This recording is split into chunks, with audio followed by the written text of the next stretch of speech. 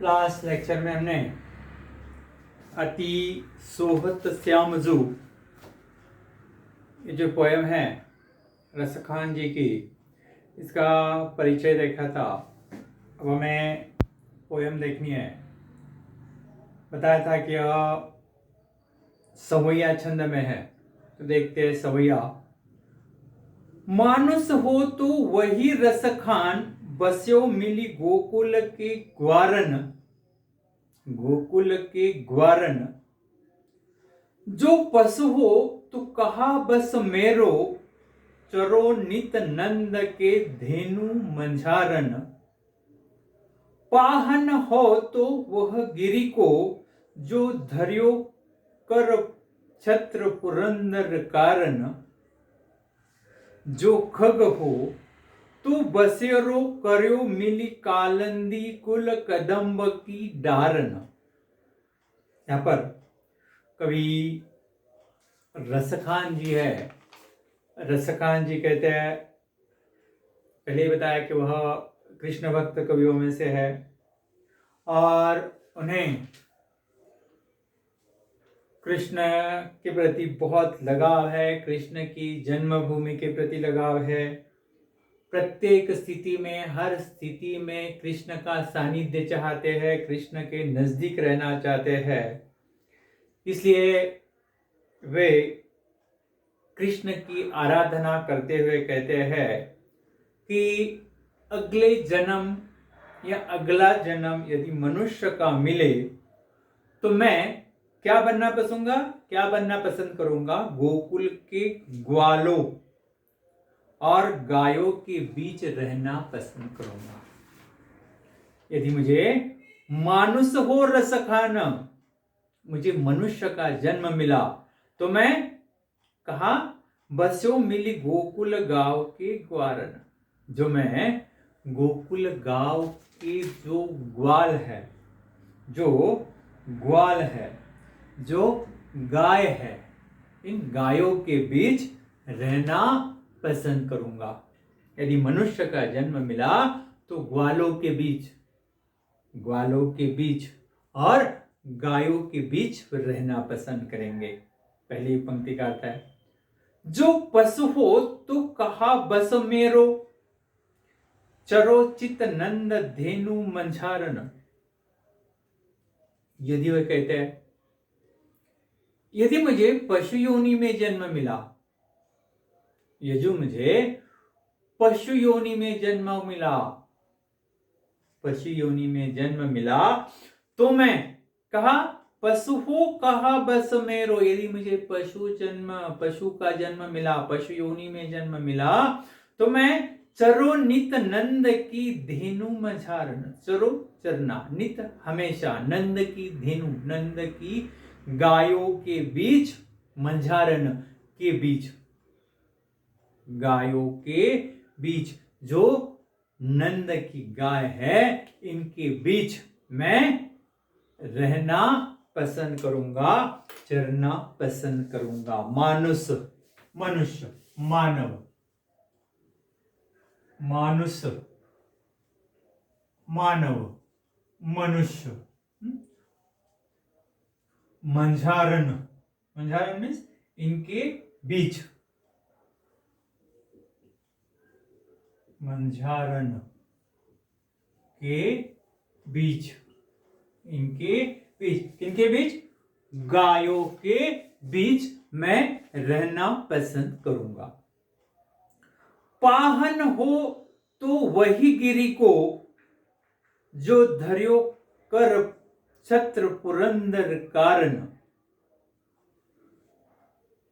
वह कहते हैं, रसखान जी कहते हैं, यदि मुझे फत्तर बनना पड़े, पाहन तो वही गिरि को, यदि मुझे फत्तर बनना पड़े तो वही गिरि का फत्तर बनूं। गिरि पर्वत, गिरि पर्वत।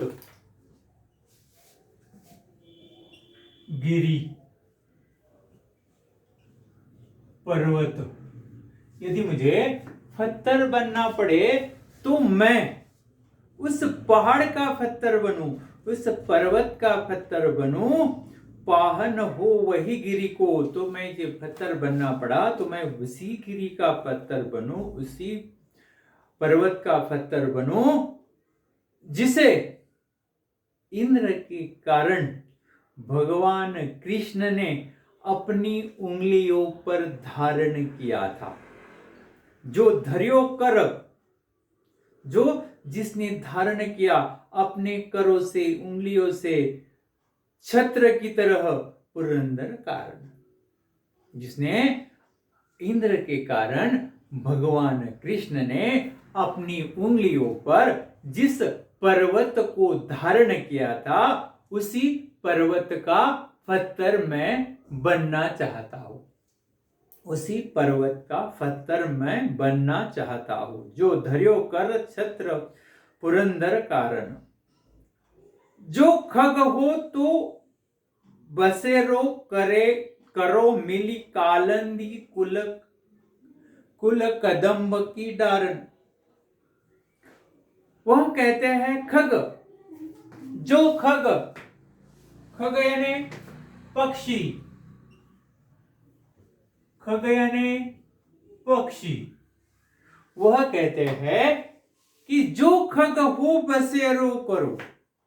यदि मुझे पक्षी का जन्म मिले, यदि मैं पक्षी बनूं तो कहां पर? बसेरो करो, बसेरा करूंगा। कहां पर? मिली कालिंदी कुल कदम्ब की डारण। जो वृक्ष कालिंदी नदी के किनारे, मीन्स यमुना कहते हैं, यमुना नदी के किनारे जो कदम्ब का वृक्ष है, कदम्ब वृक्ष, जो कदम्ब का वृक्ष है उसकी डारन, डारन डाल, डारन डाल, टहनी, डाल, टहनी, ब्रांच जो भी है, वह कहते हैं कि यदि मुझे पक्षी का जन्म मिला, यदि मैं अगले जन्म में पक्षी बनूं तो यमुना के किनारे जो कदम्ब वृक्ष का पेड़ है, उस पेड़ की डाल पर, टहनी पर मैं बसेरा करूं, वहां पर मैं रहूं।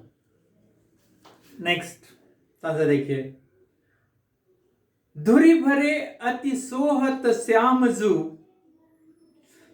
तैसी बनी सुंदर सिर सुंदर चोटी,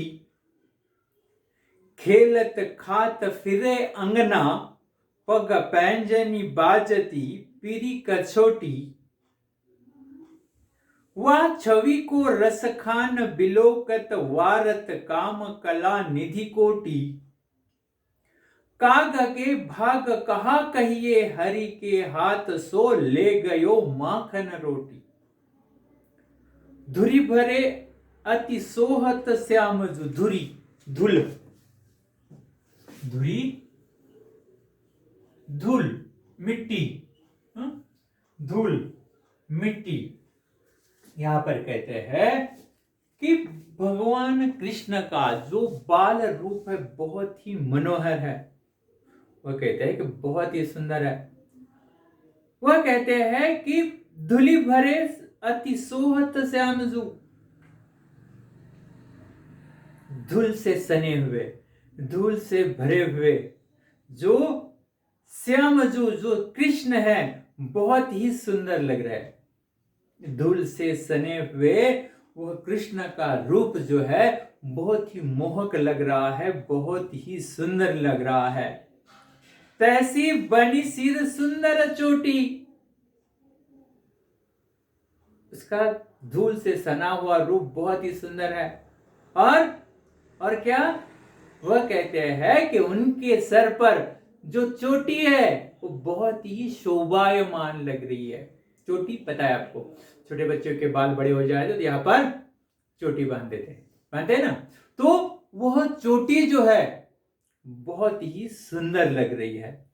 वह कहते हैं कि वह धूल से सने हुए कृष्ण जो बहुत ही सुंदर, छोटे बच्चे हैं धूल मिट्टी में खेलते हैं, तो उसे वह भी धूल मिट्टी में खेलते हुए पूरे धूल से सने हुए कृष्ण अत्यंत मोहक लग रहे हैं। और उनके सर पर जो चोटी है वो बहुत ही शोभायमान है, बहुत ही सुंदर है। खेलत खात फिरे अंगना, खेलत खात फिरे अंगना, वह रोटी खाते खाते पूरे आंगन में घूम रहे। खेलत खात फिरे अंगना, खेल रहे, खा रहे और पूरे आंगन में घूम रहे, पूरे आंगन में घूम रहे। पग पैंजनी बाजत थी पीरी कछोटी, पीरी, पीरी पीला वस्त्र या पीले रंग की कछोटी, पीरी पीला वस्त्र।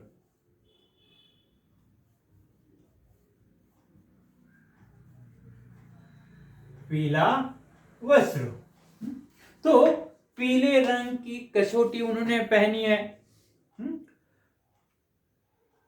पग पैर में, पग पैर, पग पैर, पैर में क्या है? पैर पैंजनी बाजती, पैंजन छोटे बच्चे पहनते हैं ना, छोटे बच्चों के पैरों में पैंजन डालते हैं, वैसे उनके पैरों में पैंजन बाजती, पैंजनों की आवाज आ रही है, यानी उनके पैरों में पैंजन बज रहे हैं, उनके पैरों में पैंजन बज रहा है। पीली कछोटी, और उन्होंने पीले रंग की धोती पहनी हुई है, उन्होंने कमर में पीले रंग की धोती पहनी हुई है, पैरों में पैंजन बज रहा है।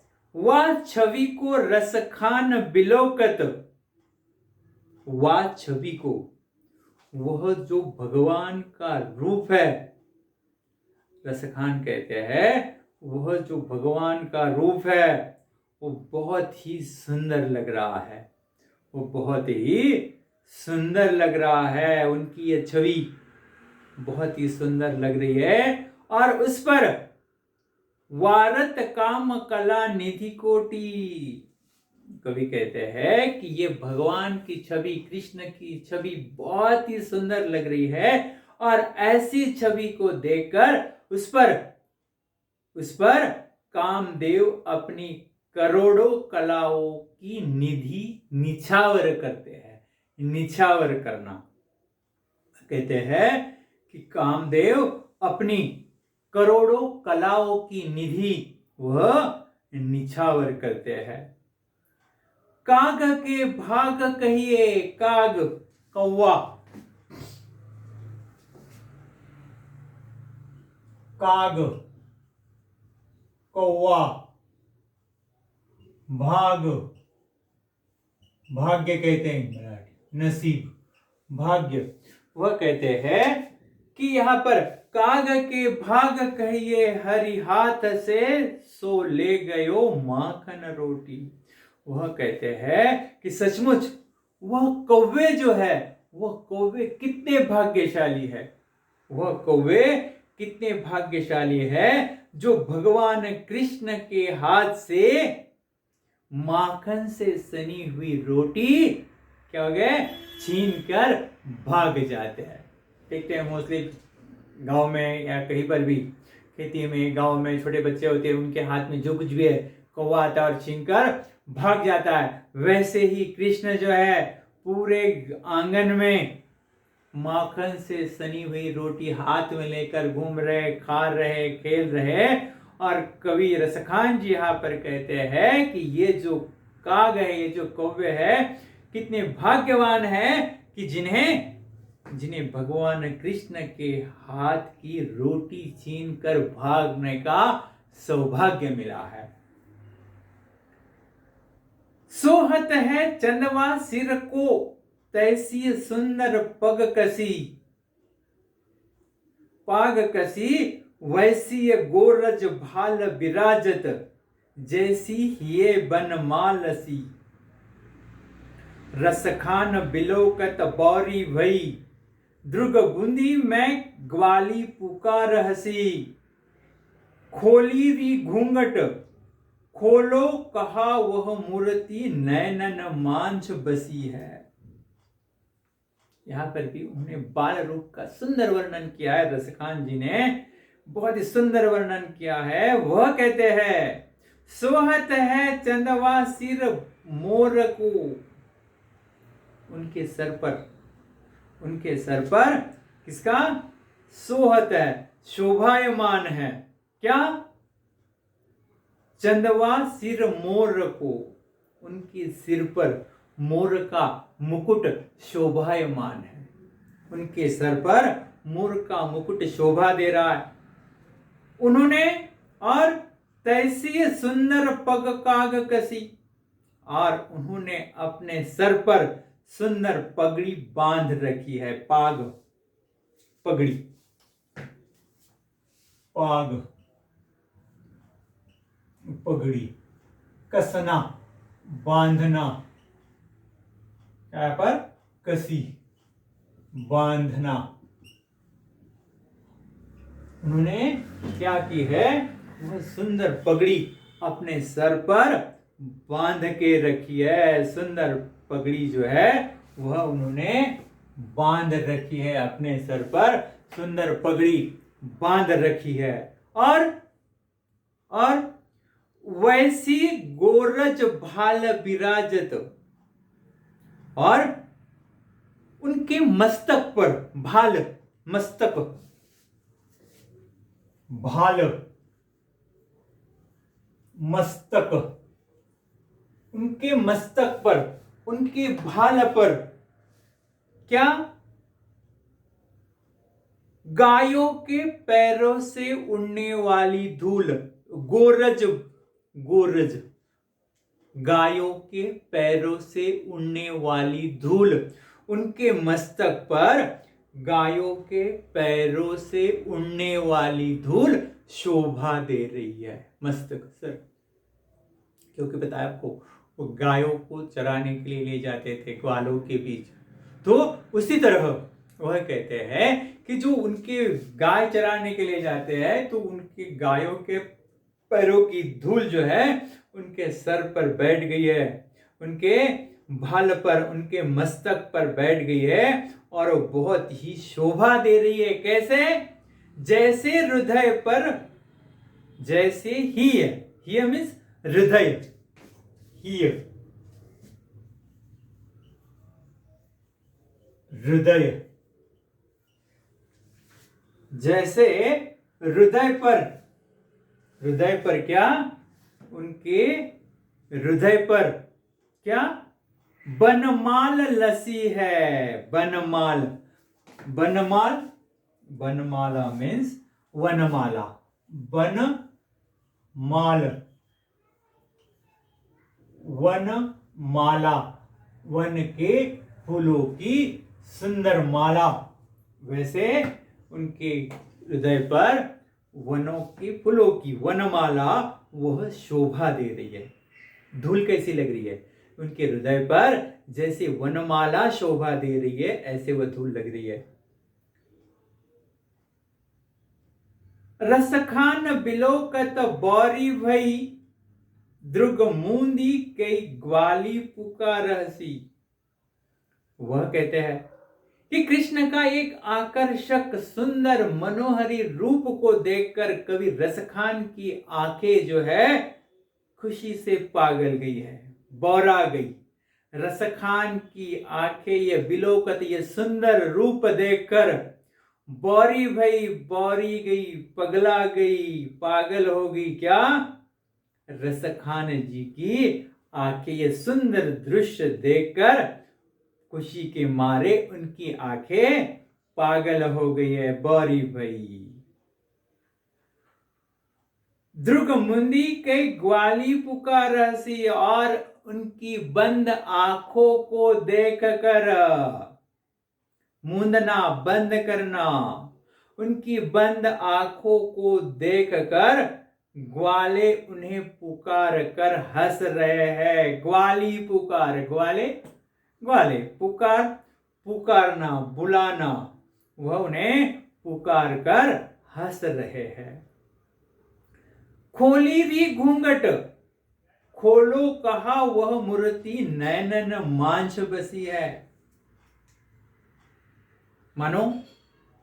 मानो ऐसा दिखाई दे रहा है कि उनकी अपनी आंखों से पलकों के घूंघट खोलने के लिए कह रहे, पलक, उन्होंने पलक बंद कर लिए, आंखें बंद कर ली है, और ऐसे लग रहा है कि मानो वह अपनी आंखों से पलकों के घूंघट खोलने के लिए कह रहे, खोले कहो, अपने पलकों के घूंघट खोलने के लिए कह रहे।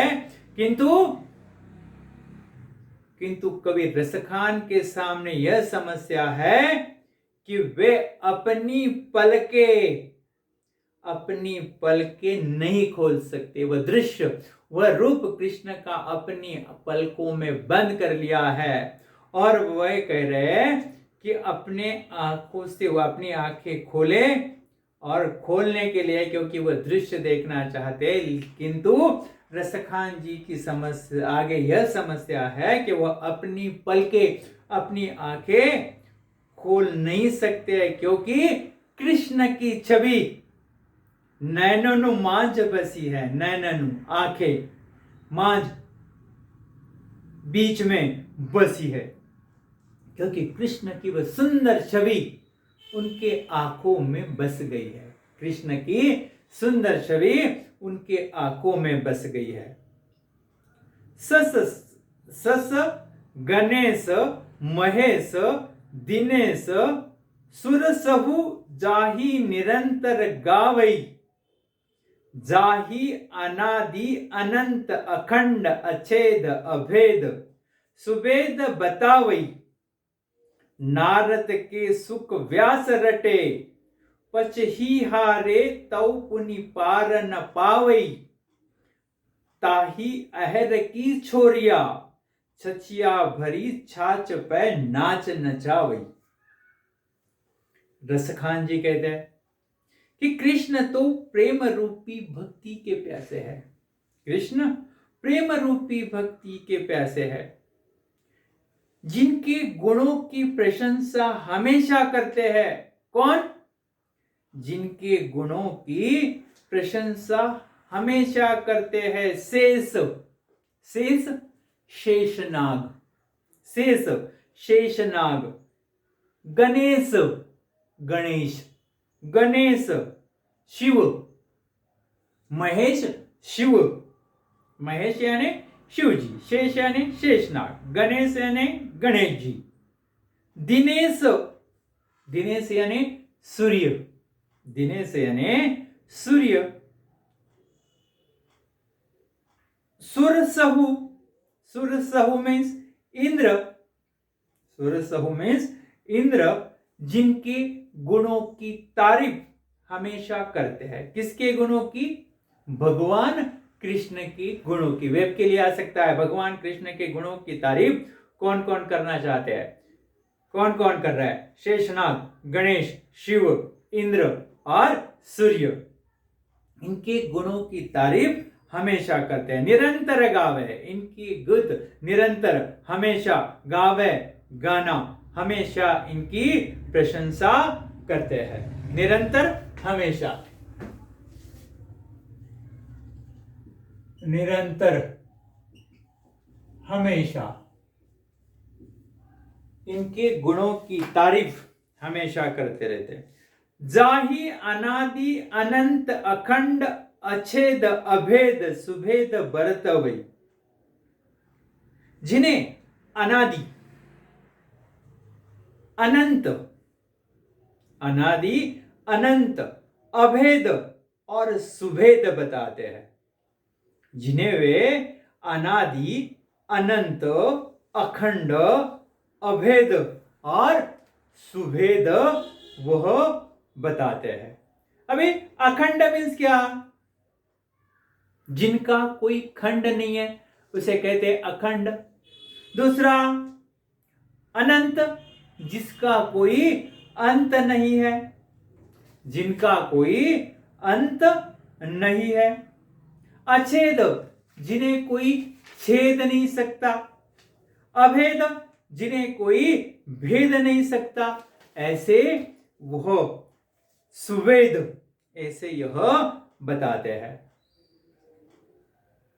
नारद के सुख व्यास रटे, नारद ब्रह्म ऋषि नारद, ब्रह्म ऋषि नारद, कवि महाकवि व्यास और सुखदेव, नारद ब्रह्म ऋषि नारद, सुख सुखदेव, व्यास महर्षि व्यास, रटे रटे इनके जैसे तपस्वी लोग हमेशा इनका नाम रटते हैं। रटना बार बार लेना। किसका नाम? भगवान कृष्ण का नाम। कौन ले रहा है? ब्रह्म ऋषि नारद, सुखदेव, महर्षि व्यास इनका नाम निरंतर रटते हैं, इनका नाम निरंतर लेते हैं। पचिहारे तव पुनि पार न पावे, पचिहारे प्रयत्न करने के बावजूद भी, प्रयत्न करने के बावजूद भी उनका पार नहीं पा सके, प्रयत्न करने के बावजूद भी उनका पार नहीं पा सके। पचिहारे तव पुनि पार न पावे, प्रयत्न करने के बाद भी उनका पार नहीं कर सके, ऐसे वह कृष्ण को ताही अहिर की छोरिया, ताही अहिर की छोरिया, ताही अहिर की छोरिया, अहिर अहिर अहिर की छोरिया। अहिर कौन थे? अहिर यह राजा थे, वहां के राजा थे। वो अहिर राजा की छोरिया, छोरिया कन्याएं, छोरिया छोरिया कन्या, कन्याएं, छोरिया है तो कन्या है। वह अहिर राजा की जो कन्या है या अहिर कन्या है, जिसे हम क्या कहते हैं? ग्वालिनी कहते हैं, जिसे हम ग्वालिनी कहते हैं, वह कटोरे भर छाछ के लिए उसे नचाती है। छाछ पता है आपको? जो दही को, दही के ऊपर से उसे ये करने के बाद ऊपर मक्खन आ जाता है और जो बचता है पानी उसे कहते हैं छाछ। उसे कटोरे पर छाछ के लिए उसे नचाती है कौन? कौन? अहिर की कन्याएं। किसे? भगवान कृष्ण को। जो अहिर की कन्याएं उसे किसके लिए? कटोरे भर छाछ के लिए वह नचाती है। कौन? अहिर कन्याएं। इसलिए वह कहते हैं कि इनके गुण कौन गाते हैं? निरंतर इनके नाम रटते हैं ब्रह्म ऋषि नारद, सुखदेव, व्यास जैसे तपस्वी निरंतर इनका नाम रटते हैं और प्रयत्न करने के बाद भी पार न कर सके। ऐसे कृष्ण को अहिर कन्याएं, इतने बड़े बड़े जो भगवान है, शेषनाग, गणेश, शिव, जिनके गुणगान हमेशा करते हैं, जो अनंत है, अखंड है, अभेद है, सुवेद है, जिनकी निरंतर ब्रह्म ऋषि नारद, सुखदेव, महर्षि व्यास जिनका नाम निरंतर रखते हैं और प्रयत्न करने के बाद भी पार नहीं है, ऐसे कृष्ण को जो मामूली अहिर कन्याएं है, वहां की ग्वालिने है, कटोरे भर छाछ के लिए कृष्ण को नचाती है। कटोरे भर छाछ के लिए कृष्ण को नचाती है। स्वाध्याय देखेंगे। यहां पर हम देख रहे हैं स्वाध्याय।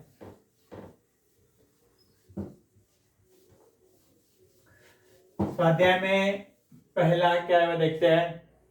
पहला जो है संजाल पूर्ण करो। वेदों में कृष्ण को कहा, वेदों में श्री कृष्ण को कहा, क्या कहा है, क्या कहा है कृष्ण को वेदों में? अखंड, क्या कहा है? अखंड, अभेद और अनंत,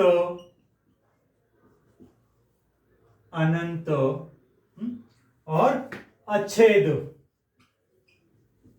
अच्छेद वेदों में कृष्ण को कहा है। नेक्स्ट है, नेक्स्ट इसमें हम देखते हैं। धन्यवाद।